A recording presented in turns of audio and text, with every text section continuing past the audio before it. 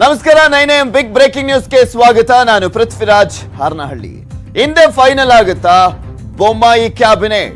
CM ಪಟ್ಟಿ ready, Nadda ಪಟ್ಟಿ ಯಾವುದು? 2023 ಎಲೆಕ್ಷನ್ ಟಾರ್ಗೆಟ್ ಬಿಎಸ್ವೈ ಆಪ್ತರಿಗಿದೆಯಾ ಅವಕಾಶ? ಸಂಪುಟ ಸರ್ಕಸ್.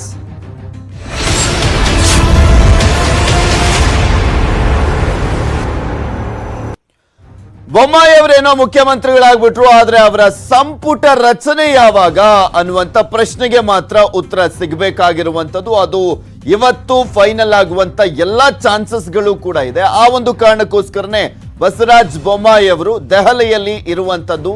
ಅಲ್ಲಿನ ಅಂದ್ರೆ ಬಿಜೆಪಿ ರಾಷ್ಟ್ರೀಯ ಅಧ್ಯಕ್ಷರ ಜೊತೆ ಚರ್ಚೆಯನ್ನ ಮಾಡ್ತಾ ಇದ್ದಾರೆ. ರಾಜ್ಯ ಸಚಿವ ಸಂಪುಟ ರಚನೆಗೆ ಹಿಂದೆ ಹೈಕಮಾಂಡ್ ಮುದ್ರೆ ಒತ್ತುವಂತ ಸಾಧ್ಯತೆ ಇದೆ. ಬೊಮ್ಮಾಯಿ ಸಂಪುಟ ಸೇರ್ತಾ ಇರುವಂತ ಶಾಸಕರು ಯಾರಿರ್ಬೋದು ಅನ್ನುವಂತ ಕುತೂಹಲ ಅಂತೂ ಎಲ್ರಿಗೂ ಕೂಡ ಇದೆ. ಮಂತ್ರಿಗರಿಗೆ ಏನೆಲ್ಲ ಮಾನದಂಡ ಇದೆ ಅನ್ನುವಂಥದ್ದು ಅವರು ಆಯ್ಕೆ ಆದ ನಂತರ ಗೊತ್ತಾಗುತ್ತೆ. ಏನೆಲ್ಲ ಲೆಕ್ಕಾಚಾರಗಳನ್ನ ಹಾಕಿ ಅವರಿಗೆ ಇಲ್ಲಿ ಮಂತ್ರಿ ಸ್ಥಾನವನ್ನ ನೀಡಲಾಗಿದೆ ಅನ್ನೋದನ್ನ ಕಾದು ನೋಡಬೇಕು. ಯಾಕೆಂದ್ರೆ ಇಲ್ಲಿ ಉಮೇಶ್ ಕತ್ತಿ, ಅರವಿಂದ್ ಬೆಲ್ಲದ್ ಹಾಗೆ ಸಾಕಷ್ಟು ಜನ ಶಾಸಕರೆಲ್ಲರೂ ದೊಡ್ಡ ಮಟ್ಟದಲ್ಲೇ ಲಾಬಿ ಮಾಡ್ತಾ ಇದ್ದಾರೆ. ದೆಹಲಿಯಲ್ಲೇ ಕೂತ್ಕೊಂಡ್ಬಿಟ್ಟಿದ್ದಾರೆ.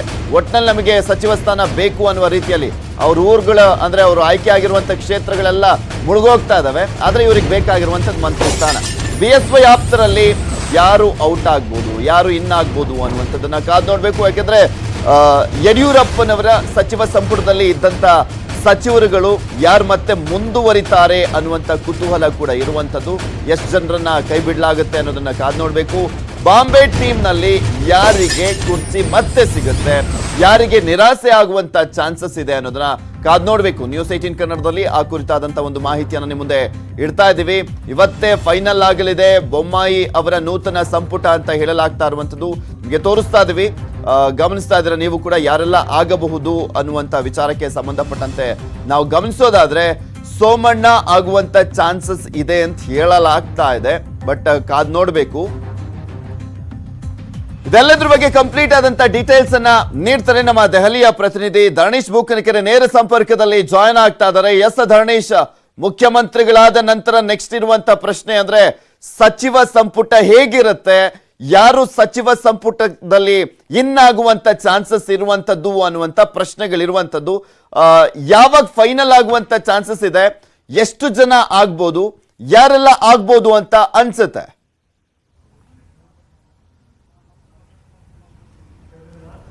ಈಗ ಮುಖ್ಯಮಂತ್ರಿ ಬಸವರಾಜ ಬೊಮ್ಮಾಯಿ ಅವರಿಗೆ ಸಂಪುಟ ವಿಸ್ತರಣೆ ಮಾಡಲೇಬೇಕು ಅನ್ನುವಂತಹ ಒತ್ತಡ ದಿನದಿಂದ ದಿನಕ್ಕೆ ಜಾಸ್ತಿ ಆಗ್ತಾ ಇದೆ. ಯಾಕೆಂದರೆ ಮುಖ್ಯಮಂತ್ರಿ ಆಗಿದ್ದಂಥ ಯಡಿಯೂರಪ್ಪ ಅವರನ್ನು ಕೆಳಗಿಳಿಸಿದ್ದೆ ಏನೋ ಆವಾಗಿದ್ದಂಥ ಗೊಂದಲಗಳು, ಅನಿಶ್ಚಿತತೆಗಳು ಇವೆಲ್ಲ ಹೋಗಬೇಕು, ಆಡಳಿತಕ್ಕೆ ಚುರುಕು ನೀಡಬೇಕು ಅನ್ನುವ ಕಾರಣಕ್ಕೋಸ್ಕರ.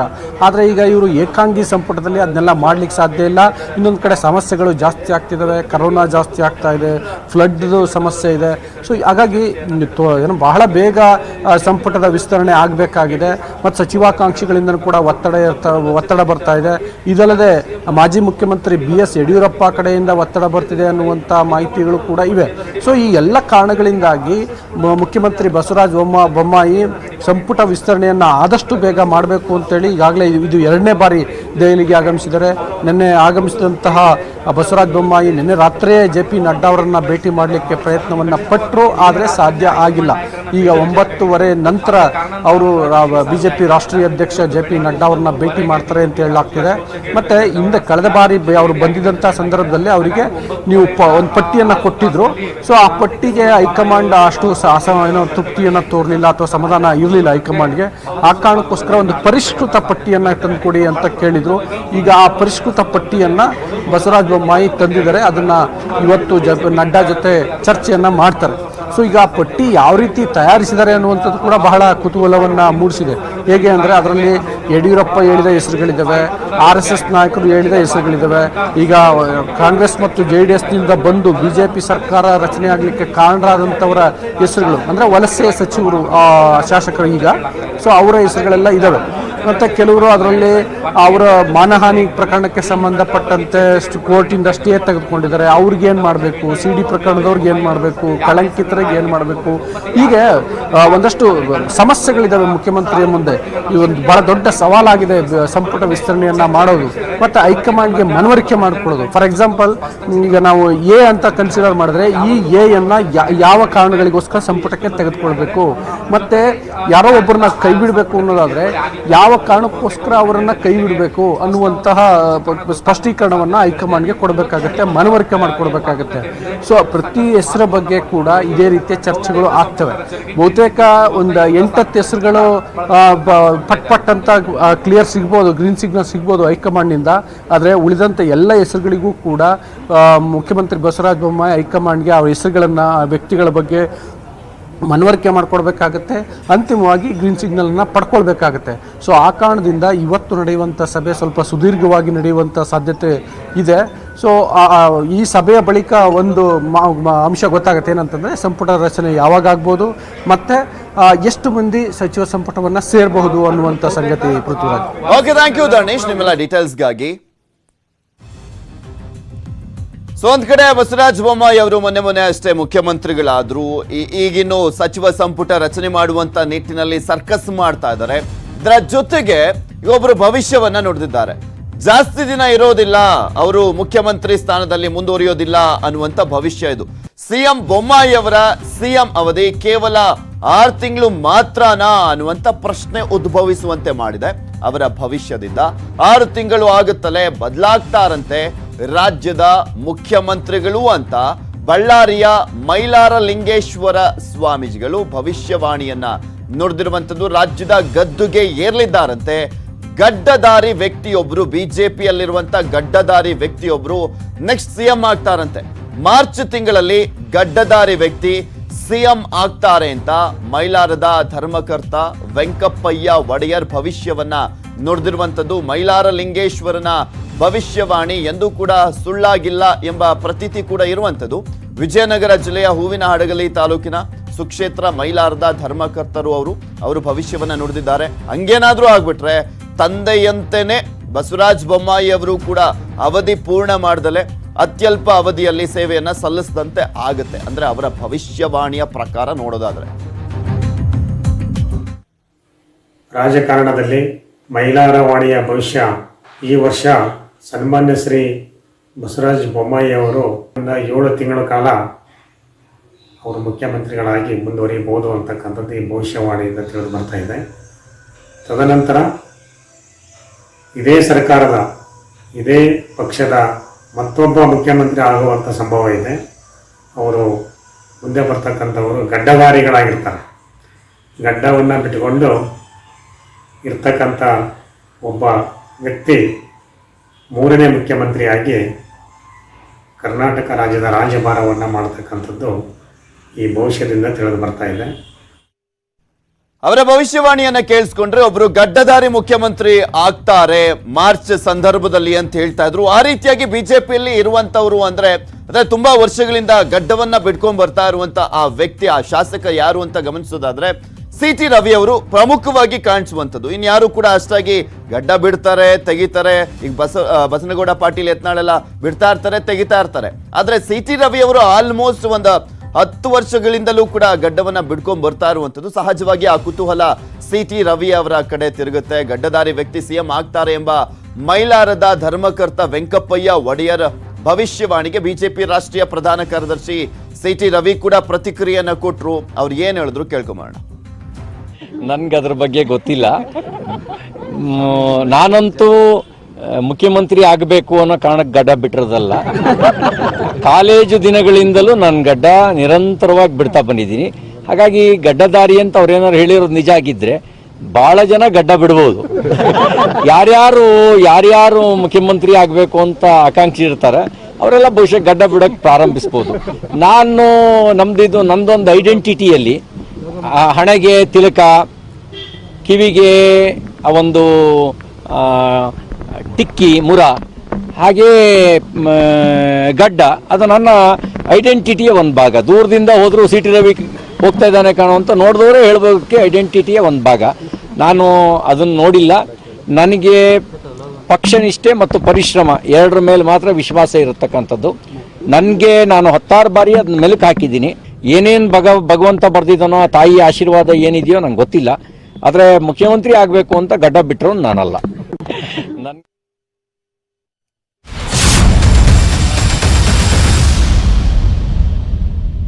ಸಿಎಂ ಬೊಮ್ಮಾಯಿಗೆ ಅದೃಷ್ಟ ತಂದಂತ ಕುಮಾರಕೃಪಾ ಕೆಕೆ ಗೆಸ್ಟ್ ಹೌಸ್ ಏನಿದೆ, ಆ ಒಂದು ಕೆಕೆ ಗೆಸ್ಟ್ ಹೌಸ್ ಸಿಎಂ ಅದೃಷ್ಟದ ಕೋಣೆ. ಆ ಅದೃಷ್ಟದ ಕೋಣೆಯಲ್ಲೇ ಸಿಎಂ ಕಚೇರಿಯನ್ನ ಓಪನ್ ಮಾಡಲಿದ್ದಾರಂತೆ. ಅದೃಷ್ಟ ತಂದಂತ ಕೆಕೆ ಗೆಸ್ಟ್ ಹೌಸ್ನ ರೂಮ್ ನಂಬರ್ 1ರಲ್ಲಿ ಕಚೇರಿಯನ್ನ ತೆರಲಿಕ್ಕೆ ಸಿಎಂ ನಿರ್ಧಾರವನ್ನು ಮಾಡಿದ್ದಾರಂತೆ. ಆ ಕಚೇರಿಯಲ್ಲೇ ಇನ್ಮುಂದೆ ಅಧಿಕಾರಿಗಳನ್ನ ಭೇಟಿ ಮಾಡ್ತಾರಂತೆ. ಜುಲೈ 27ರಂದು ಕೆಕೆ ಗೆಸ್ಟ್ ಹೌಸ್ಗೆ ಬಂದಿದ್ರು ಬೊಮ್ಮಾಯಿ ಅವರು. ಆರ್ ಅಶೋಕ್, MLC ಪುಟ್ಟಣ್ಣ ಜೊತೆ ಆಗಮಿಸಿದ್ರು. ರೂಮ್ ನಂಬರ್ 1ರಲ್ಲಿ ಸಭೆಯನ್ನ ಮಾಡಿದ್ರು ಬಸವರಾಜ ಬೊಮ್ಮಾಯಿ ಅವರು. ಮುಂದಿನ ಸಿಎಂ ಆಯ್ಕೆ ಬಗ್ಗೆ ನಡೆದಿತ್ತು ಮಾತುಕತೆ ಆ ಒಂದು ರೂಮ್ನಲ್ಲಿ. ಅಂದು ಸಂಜೆನೆ ಸಿಎಂ ಆಗಿ ಬೊಮ್ಮಾಯಿ ಅವರ ಹೆಸರು ಘೋಷಣೆ ಆಗುತ್ತೆ. ಕೆಕೆ ಗೆಸ್ಟ್ ಹೌಸ್ನ ಹಳೆಯ ಕಟ್ಟಡದಲ್ಲಿರುವಂತ ಕೋಣೆ ಅದು. ಆ ಒಂದು ಕೋಣೆಯನ್ನ ನೆಕ್ಸ್ಟ್ ಯೂಸ್ ಮಾಡಲಿದ್ದಾರೆ ಅಂತ ಹೇಳಲಾಗ್ತಾ ಇದೆ. ಬಟ್ ಕಾದ್ ನೋಡ್ಬೇಕು.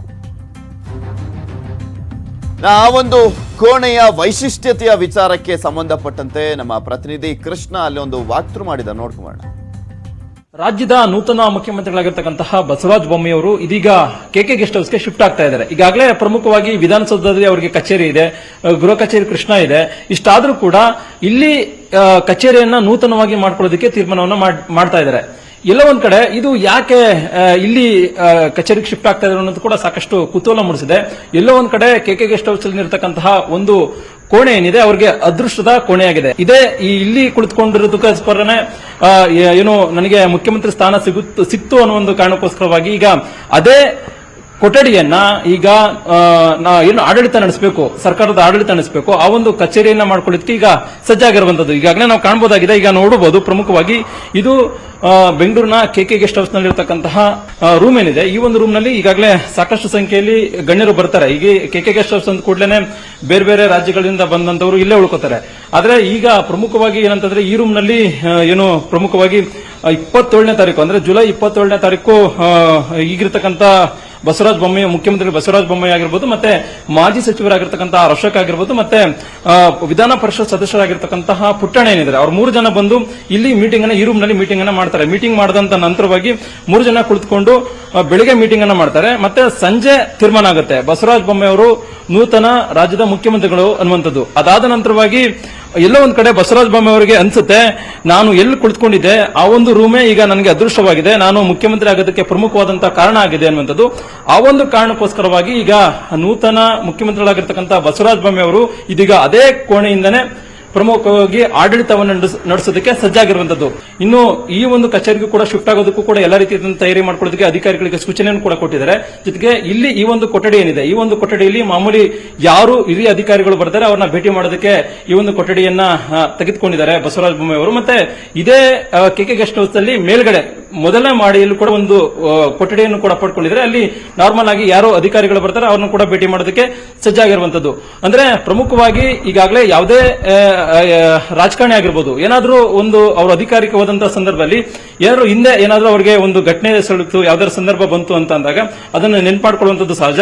ಅದೇ ರೀತಿಯಾಗಿ ಈಗ ಬಸವರಾಜ ಬೊಮ್ಮಾಯಿ ಅವರು ತಾನು ಮುಖ್ಯಮಂತ್ರಿ ಆದಂತಹ ದಿನದಲ್ಲಿ ಏನು ಒಂದು ರೂಮ್ ನಲ್ಲಿ ಕುಳಿತುಕೊಂಡು ಚರ್ಚೆಯನ್ನ ಮಾಡಿದೆ, ಅದೇ ರೂಮ್ ನಿಂದಾನೇ ಈಗ ಆಡಳಿತವನ್ನ ನಡೆಸೋದಕ್ಕೆ ಸಜ್ಜಾಗಿರುವಂತದ್ದು. ಇದು ನ್ಯೂಸ್ 18 ಕನ್ನಡದಲ್ಲಿ ಮಾತ್ರ ಈಗ ಈ ಒಂದು ವಿಚಾರ ಬಹಿರಂಗ ಆಗಿರುವಂತದ್ದು. ಕ್ಯಾಮರಾ ಪರ್ಸನ್ ವೆಂಕಟೇಶ್ವರ ಜೊತೆಗೆ ಕೃಷ್ಣ ಜಿವಿ, ನ್ಯೂಸ್ 18 ಕನ್ನಡ, ಬೆಂಗಳೂರು.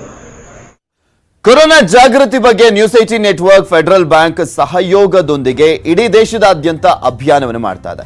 ಇದರ ಮುಂದುವರೆದ ಭಾಗವಾಗಿ ಬೆಳ್ಳಂಬೆಳಗ್ಗೆ ರೌಡಿಗಳಿಗೆ ಬಿಸಿ ಮುಟ್ಟಿಸಿದ್ದಾರೆ ಪೊಲೀಸರು. ಪಶ್ಚಿಮ ವಿಭಾಗದಲ್ಲಿ ರೌಡಿ ಶೀಟರ್ಗಳ ಮನೆಗಳಲ್ಲಿ ಪರಿಶೀಲನೆ ಮಾಡಲಾಗಿರುವಂತದ್ದು. 45ಕ್ಕೂ ಹೆಚ್ಚು ರೌಡಿ ಶೀಟರ್ಗಳ ಮನೆಗಳಲ್ಲಿ ಖಾಕಿ ಪಡೆಯವರು ಪರಿಶೀಲನೆಯನ್ನ ಮಾಡಿದ್ದಾರೆ. ಮಾಗಡಿ ರೋಡ್, ಕೆಪಿ ಅಗ್ರಹಾರ ಠಾಣಾ ವ್ಯಾಪ್ತಿಯಲ್ಲಿ ಒಂದು ದಾಳಿ ನಡೆದಿರುವಂತದ್ದು. ಬೆಳ್ಳಂಬೆಳಗ್ಗೆನೆ ರೌಡಿಗಳಿಗೆ ಬಿಸಿ ಮುಟ್ಟಿಸುವಂತ ಕೆಲಸ ಮಾಡ್ತಾ ಇದ್ದಾರೆ ಪೊಲೀಸರು. 1 ತಿಂಗಳ ಹಿಂದೆನೂ ಕೂಡ ಮಾಡಿದ್ರು. ಸುಮಾರು 1000ಕ್ಕೂ ಹೆಚ್ಚಿನ ರೌಡಿ ಶೀಟರ್ಗಳ ಮನೆಗಳ ಮೇಲೆ ದಾಳಿಯನ್ನ ಮಾಡಿ ಅವರಿಗೆ ವಾರ್ನಿಂಗ್ ಅನ್ನ ಕೂಡ ಕೊಡಲಾಗಿತ್ತು. ಕೆಲವರನ್ನ ಬಂಧಿಸಿದ್ರು, ಎಚ್ಚರಿಕೆಯನ್ನ ಕೂಡ ಕೊಟ್ಟಿದ್ರು. ಹಾಗೆ ನೆನ್ನೆನೂ ಕೂಡ ಮಾಡಲಾಗಿತ್ತು. ಇವತ್ತು ಕೂಡ 45ಕ್ಕೂ ಹೆಚ್ಚು ರೌಡಿ ಶೀಟರ್ಗಳ ಮನೆಗಳ ಮೇಲೆ ದಾಳಿಯನ್ನ ಮಾಡಲಾಗಿದೆ, ಪರಿಶೀಲನೆ ಮಾಡಲಾಗಿದೆ. ಅಪರಾಧ ಕೃತ್ಯಗಳಲ್ಲಿ ಭಾಗಿಯಾಗಿದ್ದಂತ ಶಂಕೆಯಲ್ಲಿ ಅವರಿಗೆ ಎಚ್ಚರಿಕೆಯನ್ನು ಕೂಡ ನೀಡಲಾಗಿದೆ ಈ ಪೊಲೀಸ್ ದಾಳಿಯ ಸಂದರ್ಭದಲ್ಲಿ.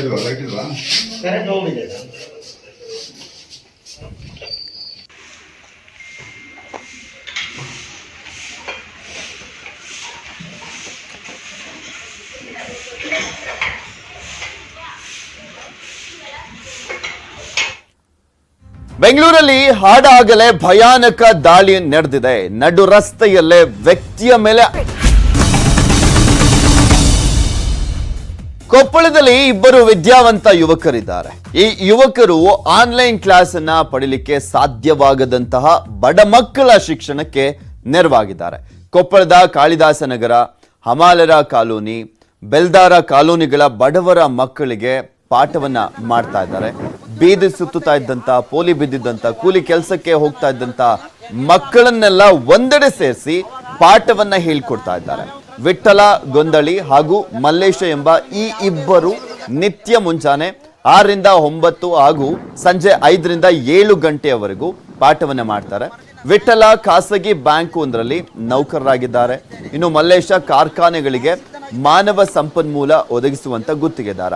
ವಿಠಲ ಎಂಕಾಂ ಪದವೀಧರ, ಮಲ್ಲೇಶ PUCಯನ್ನ ಮುಗಿಸಿದ್ದಾರೆ. ಬಡಾವಣೆಯ ಸುಮಾರು 80 ಮಕ್ಕಳು ಪಾಠವನ್ನ ಕೇಳಲಿಕ್ಕೆ ಬರ್ತಾ ಇದ್ದಾರೆ. ಈ ಕೊರೋನಾ ಟೈಮ್ನಲ್ಲಿ ಶಾರೀರಿಕ ಅಂತರ ಕಾಪಾಡಿಕೊಂಡು ಮಕ್ಕಳಿಗೆ ಪಾಠವನ್ನ ಮಾಡ್ತಿದ್ದಾರೆ. ಬಡ ವಿದ್ಯಾರ್ಥಿಗಳು ಹಾಗೂ ಪೋಷಕರಿಗೆ ತುಂಬಾ ಖುಷಿಯಾಗಿದೆ.